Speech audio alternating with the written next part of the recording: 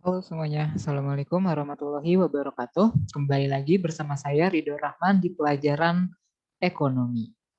Oke, sebelum kita masuk ke materi, saya mau nanya dulu nih kabar kalian, gimana kabarnya semuanya? Semoga kalian selalu dalam keadaan yang sehat ya. Oke, untuk pertemuan hari ini kita akan membahas mengenai bukti transaksi dan penggolongan akun. Nah, alhamdulillah kita sudah selesai ya di materi bab pertama mengenai akuntansi sebagai sistem informasi. Nah, buat hari ini kita langsung masuk ke materi yang bab kedua, yaitu bukti transaksi dan penggolongan akun. Oke, di materi pembelajaran atau di indikator pembelajaran itu ada 6 materi. Nah, tapi untuk pertemuan hari ini kita hanya ngebahas 4 materi aja, yaitu menjelaskan pengertian perusahaan jasa, mendeskripsikan ciri-ciri perusahaan jasa, menganalisis bukti transaksi, dan yang terakhir itu adalah menggolongkan akun-akun yang terdapat di perusahaan jasa. Saya harap kalian bisa mengikuti video ini dengan maksimal ya. Oke, dari namanya perusahaan jasa, berarti perusahaan di sini yang menawarkan jasanya ataupun pelayanannya kepada para customer-nya atau kepada orang lain, ya. Nah, dalam perusahaan jasa di sini dia itu tidak mengenal atau tidak adanya kegiatan penjualan barang yang berwujud, ya. Dia itu nggak ada penjualan barang yang berwujud, melainkan penjualan jasanya tadi. Seperti itu. Nah, contohnya apa sih dari perusahaan jasa? Nah, contoh yang pertama bisa kalian lihat di gambar di sebelah kiri kalian, yaitu bengkel. Bengkel itu menjadi salah satu perusahaan jasa ya, karena dia itu menawarkan jasanya. Selain itu ada barbershop atau pangkas rambut. Nah, itu menjadi salah satu bentuk dari perusahaan jasanya. Atau enggak perusahaan ekspedisi pengiriman barang. Oke, itu menjadi salah satu bentuk perusahaan jasa. Atau enggak moda transportasi umum. Nah, itu juga menjadi salah satu perusahaan jasanya. Ya. Nah, tadi kita udah ngebahas tentang pengertian, berarti ciri-ciri dari perusahaan jasa itu apa sih? Yang pertama itu adalah kegiatannya itu memberikan pelayanan kepada masyarakat, ya, memberikan pelayanan kepada masyarakat. Yang kedua itu adalah pendapatannya itu pure berasal dari kegiatan jasanya dia. Oke, kalau misalkan dia itu ngebuka bengkel, berarti ya pendapatannya itu dari usaha bengkelnya. Kalau dia ngebuka salon, berarti ya pendapatan dari salon itulah yang disebut sebagai pendapatan jasanya. Ya. Yang ketiga itu adalah tidak terdapat harga pokok penjualan karena HPP di sini itu identik terhadap penjualan barang. Karena kita bicara tentang perusahaan jasa, otomatis tidak adanya penghitungan HPP. Nah, terus ada juga laba atau rugi diperoleh dengan membandingkan besarnya jumlah pendapatan dengan pengeluaran. Kalau pendapatannya lebih besar daripada pengeluaran, otomatis akan mencapai laba. Begitupun sebaliknya, kalau pendapatannya lebih kecil daripada pengeluaran akan mendapatkan kerugian. Nah, ini adalah bukti transaksi yang bisa kita gunakan ya, seperti itu. Nah, kalian juga harus diingat juga nih, ketika kalian mau melakukan pencatatan, ya, pencatatan harus memiliki data yang kuat. Data yang kuat di sini itu berupa apa? Berupa bukti transaksinya. Oke, selama transaksinya itu tidak didukung oleh bukti transaksi, berarti seorang akuntan itu nggak boleh melakukan proses pencatatan. Semua proses pencatatan harus memiliki bukti transaksinya. Inilah sebagai approve kalian, gitu, proof kalian, sebagai bukti kalian, seperti itu, ya. Nah, di sini ada beberapa macam bukti transaksi, baik itu bukti transaksi internal maupun bukti transaksi eksternal. Nah, ketiga jenis bukti transaksi di sini itu adalah bukti transaksi internalnya. Oke, ada bukti kas keluar.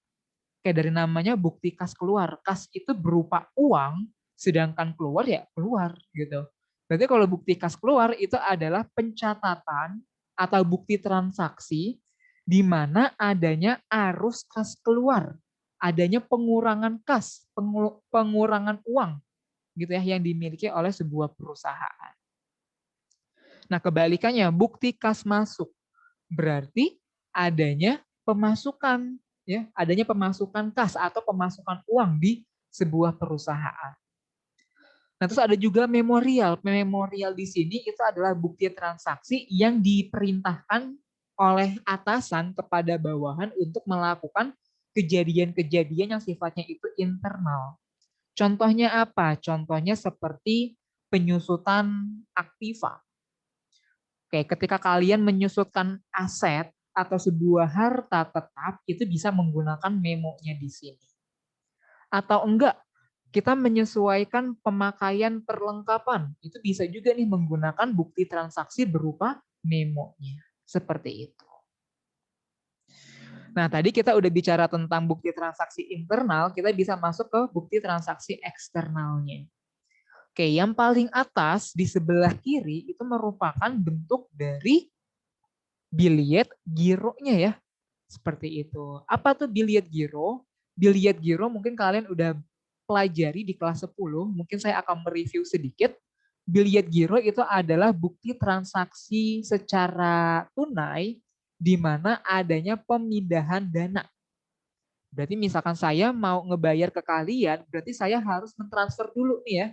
Gitu. Ibaratnya kayak mentransfer lah. Saya memberikan biliet giro ke kalian, nah nanti dananya akan masuk ke kalian, baru kalian bisa cairkan dananya seperti itu.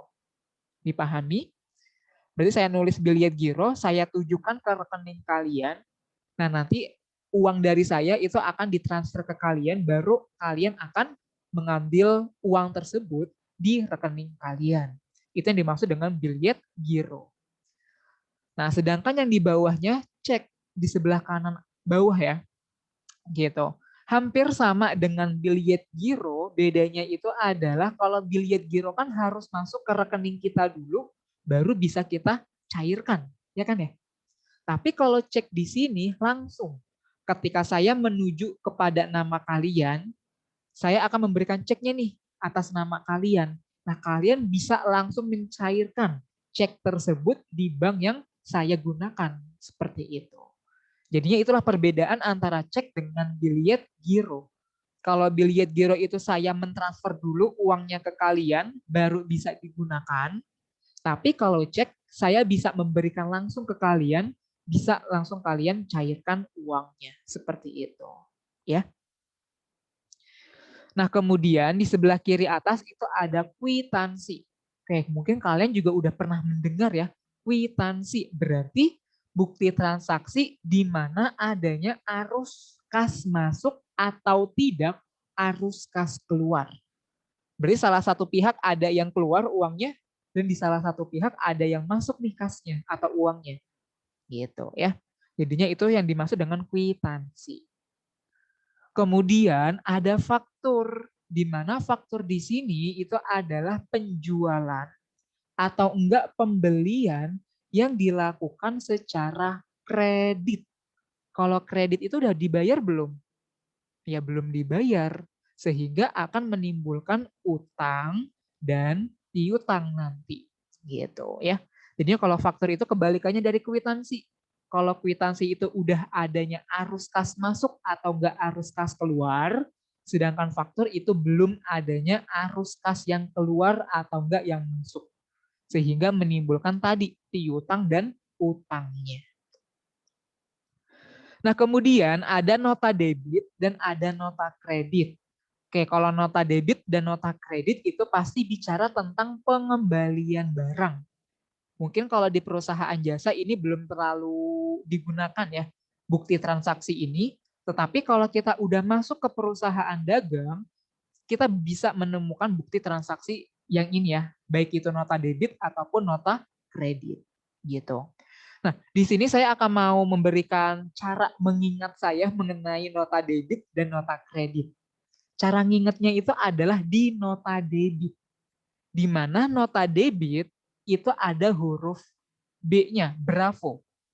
Berarti kalau ada huruf B-nya, berarti nota debit ditujukan untuk retur pembelian. Oke. Karena ada huruf B di debit, berarti itu maknanya sama dengan pembelian yang ada huruf B-nya juga. Gitu ya.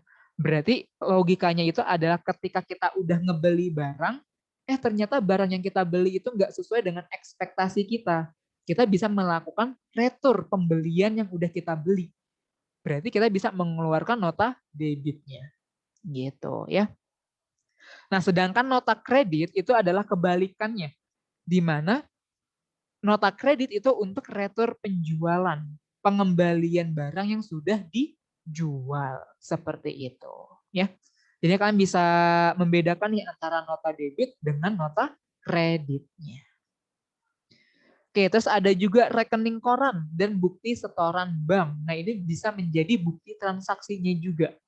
Kalau rekening koran ini biasanya itu untuk melihat apa namanya aliran kasnya ya, gitu, atau aliran saldo dari perbankannya, gitu. Nah, kalian bisa nih meminta rekening korannya kepada perbankan yang kalian gunakan, seperti itu.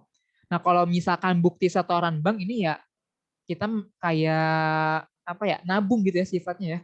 Ya, misalkan kayak kalian mau menyetorkan uang ke rekening perusahaan, berarti kan bukti transaksinya berupa bukti setoran banknya di sini, seperti itu. Oke, ini adalah ke-11 bukti transaksi, baik itu transaksi internal maupun transaksi eksternalnya. Nah, kemudian ini adalah materi yang terakhir mengenai penggolongan akun. Oke, ternyata akun di sini itu terbagi menjadi 5 akun besar. Oke, ada akun harta, yaitu sumber daya ekonomi yang dimiliki oleh sebuah perusahaan yang memberikan manfaat di masa yang akan datang. Itu pengertian dari harta. Oke, kemudian ada yang kedua nih, yaitu utang. Oke, yaitu sejumlah kewajiban yang harus dibayar oleh perusahaan kepada pihak ketiga karena telah menikmati manfaat yang telah diberikan sebelumnya. Jadinya kewajiban yang harus dibayarkan oleh sebuah perusahaan kepada pihak ketiga karena kita sudah menggunakan manfaatnya. Ya. Yang ketiga setelah harta utang yaitu modal. Di mana modal di sini itu menjadi setoran kekayaan yang dimiliki oleh sebuah perusahaan. Ya. Jadi kalau kita mau melihat kekayaan perusahaan, kita bisa ngelihat nih dari modalnya. Gitu. Nah, kemudian akun yang keempat itu adalah pendapatan. Di mana pendapatan di sini itu adalah perolehan aktiva atau sumber ekonomi dari pihak lain akibat kita sudah memberikan sebuah pelayanan atau pemberian jasa kepada orang lain. Nah, ketika kita sudah memberikan pelayanan atau pemberian jasa kepada orang lain, itulah yang disebut sebagai pendapatan kita. Ya.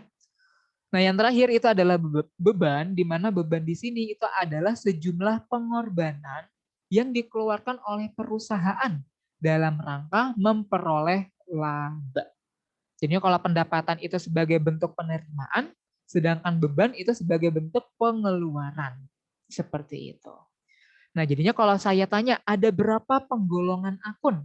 Berarti jawabannya ada 5 ya.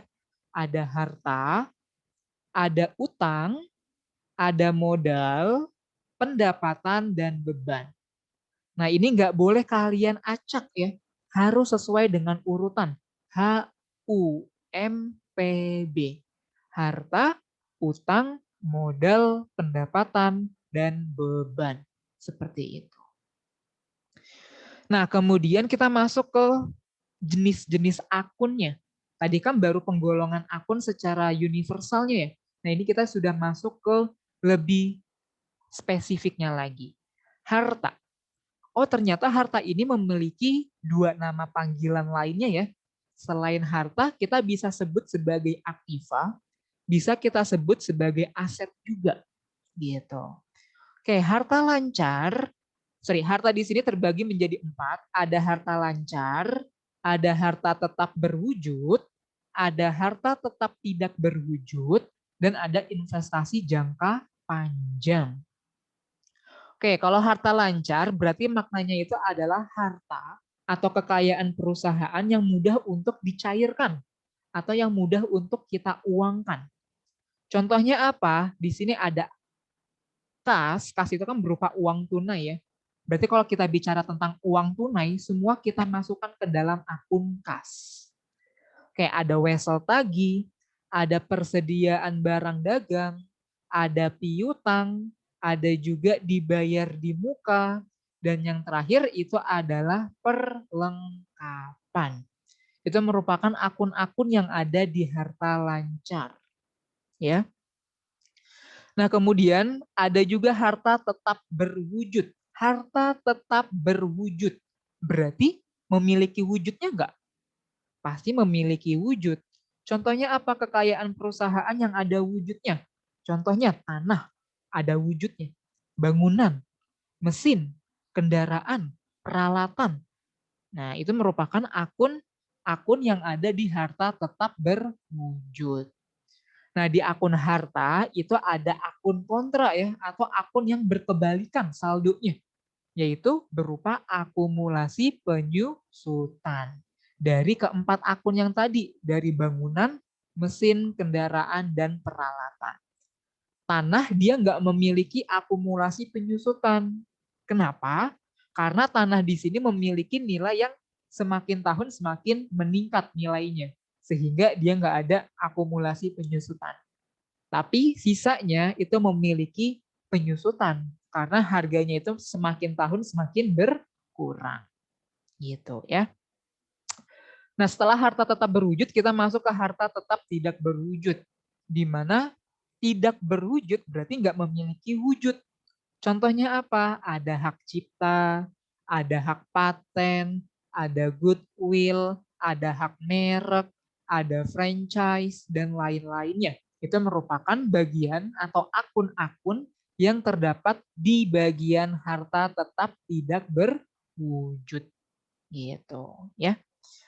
Nah, yang terakhir itu adalah investasi jangka panjang. Berarti investasinya di sini bisa continue nih setiap tahunnya. Ya, contohnya itu adalah saham dan obligasi. Ada juga sih sertifikat sertifikat uh, pasar uang ya. Itu surat berharga pasar uang SBPU-nya. Nah, tadi kita udah ngebahas akun yang pertama yaitu harta. Akun yang kedua itu adalah utang. Utang sama kayak harta, dia memiliki dua nama panggilan yang berbeda. Selain utang, bisa juga nih kita sebut sebagai kewajiban, bisa juga kita sebut sebagai liabilitas. Oke, utang terbagi menjadi dua, ada yang disebut sebagai utang jangka pendek, berarti jangka waktunya itu kurang dari 1 tahun, dan ada juga utang jangka panjang, di mana jangka waktunya itu masih lebih dari 1 tahun. Ya. Oke, contoh utang jangka pendek atau liabilitas jangka pendek di sini itu adalah utang gaji, utang usaha, utang bunga bank, wesel bayar, utang pajak, pendapatan diterima di muka, ataupun yang lainnya. Itu termasuk ke dalam utang jangka pendeknya. Kemudian, untuk utang jangka panjang itu berupa utang bank. Ada utang obligasi, ada juga utang hipotek. Nah, itu merupakan komponen-komponen yang terdapat di utang lancar atau utang jangka pendek ya, ataupun di utang jangka panjangnya. Oke, sampai di sini ada yang mau ditanyakan dulu nggak dari kalian? Nah, kalau misalkan kalian masih bingung terkait materi ini, kalian bisa banget ya menghubungi saya. Nah, tadi udah 2 akun yang kita bahas. Akun yang ketiga itu adalah modal. Modal, nama lainnya itu adalah ekuitas. Ya. Modal itu nanti terdiri dari beberapa akun di dalamnya ya. Seperti modal pemilik. Selain modal pemilik ada juga prive. Nah, prive ini yang sering banget nih digunakan ya. Prive sendiri artinya itu adalah pengambilan uang perusahaan untuk keperluan pribadi. Ya. Pengambilan uang perusahaan untuk keperluan pribadi. Otomatis yang ngambil prive di sini itu adalah pemilik perusahaannya ya. bukan si pekerjanya. Kalau pekerjanya yang ngambil uang perusahaan, otomatis akan terjadinya tindak pidana korupsi. Beda hal dengan pemilik perusahaan ya. Kalau pemilik perusahaan itu kan ya dia bisa menggunakan apa namanya dananya tersebut untuk keperluan pribadinya gitu. Dan jelas juga ini perusahaannya itu masih perusahaan kecil ya, sehingga masih bisa kita gunakan tarik menarik untuk dananya gitu. Terus ada juga dividen, di mana dividen di sini itu adalah kekayaan perusahaan yang dibagikan kepada pemegang saham. Itu yang dimaksud dengan dividen. Ada juga saldo laba atau laba yang ditahan. Berarti kebalikannya dari dividen. Kalau dividen itu laba perusahaan yang dibagikan, sedangkan saldo laba itu adalah laba perusahaan yang tidak dibagikan. Ya, yang tidak dibagikan kepada pemegang saham. Oke, selanjutnya ini adalah akun yang keempat berupa akun pendapatan. Di mana akun pendapatan di sini itu terbagi menjadi dua komponen ya. Ada pendapatan usaha, ada pendapatan jasa dan ada pendapatan di luar usahanya ya. Gitu. Kalau pendapatan usaha itu ada pendapatan jasa.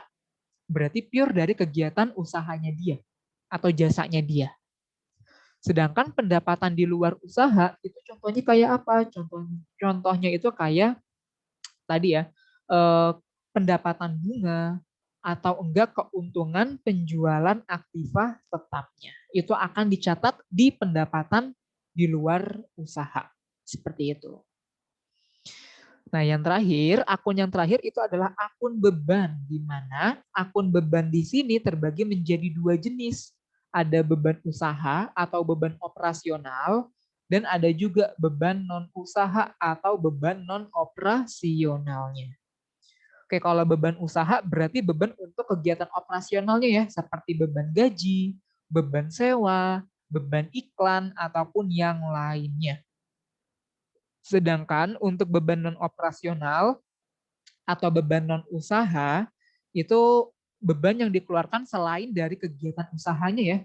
Contohnya itu seperti beban administrasi bank, seperti kerugian penjualan aktiva tetap. Nah, itu adanya di beban non-usahanya atau beban non-operasionalnya.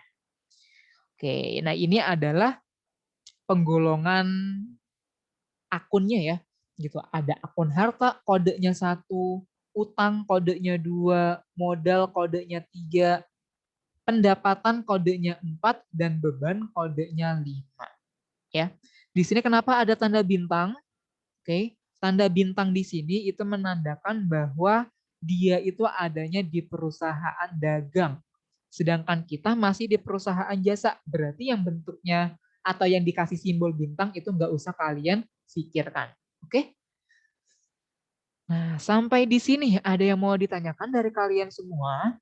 Kalau misalkan kalian masih ada yang dibingungkan terkait materi ini, bisa banget untuk kalian tanyakan ke saya. Ya. Oke, karena nggak ada yang ditanyakan lagi, berarti selesai dari video yang saya buat. Saya mohon maaf apabila banyak kekurangan dari video yang saya buat ini. Saya akhiri, wabillahi taufiq wal hidayah. Wassalamualaikum warahmatullahi wabarakatuh. Terima kasih semua.